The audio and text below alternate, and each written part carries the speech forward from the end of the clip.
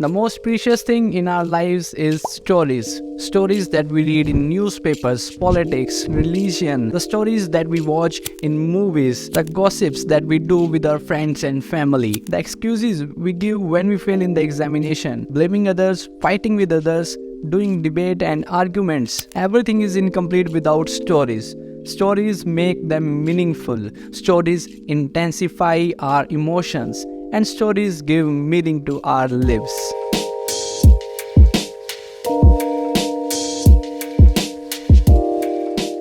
As a literature student, you might have understood the importance of storytelling in our daily lives. All these heated conversations on a news channel or the drama that we see in our family, the drama of mama, mummy, chacha, chachi, bhaiya, babi are presented in the form of stories. To intensify these dramas, literary devices are used: sarcasm, puns, jokes, repetition. Repeating one thing again and again heats up the conversation.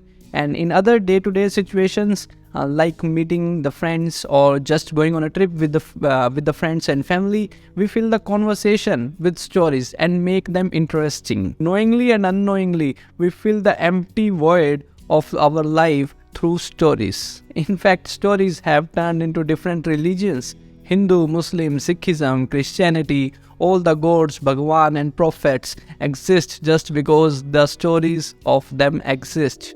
Through the repetition of the stories by the society, we have created such a belief system. If the stories do not exist, these religions will also do not exist.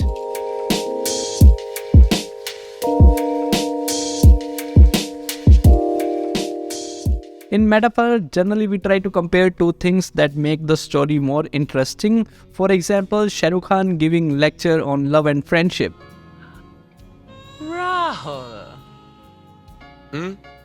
प्यार क्या है?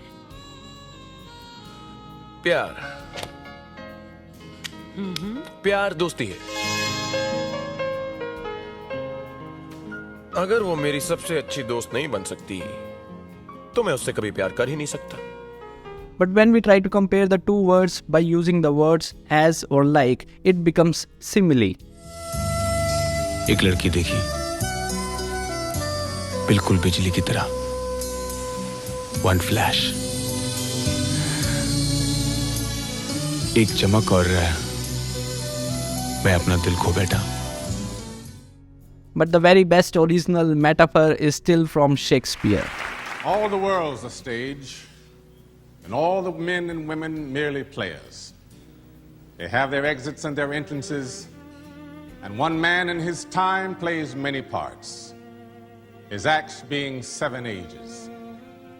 Common people say that I love you very much, but a man with knowledge of metaphor says, my love for you is a raging fire. The wedding was a fairy tale, traffic was beast today. So you compare wedding with fairy tale, traffic with beast. This intensifies the scene, emotion. It is only when you read more and more books you begin to understand the literary devices. You begin to hunt for the literary devices in the books, and then a miracle happens. You begin to use in your writing, in your stories, by expressing yourself. Just like as I have worked as a writer for many years now, and when we try to say something, we try to activate the neural network, the neural models of brain by using the words and language, putting them in such an order that we try to quench the thirst of the audience, of the readers, writers, filmmakers, characters.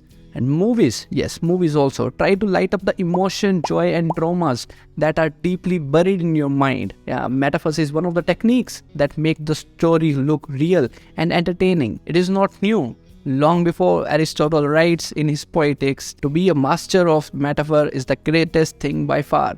It is one thing that cannot be learned from others, and it is also a sign of genius.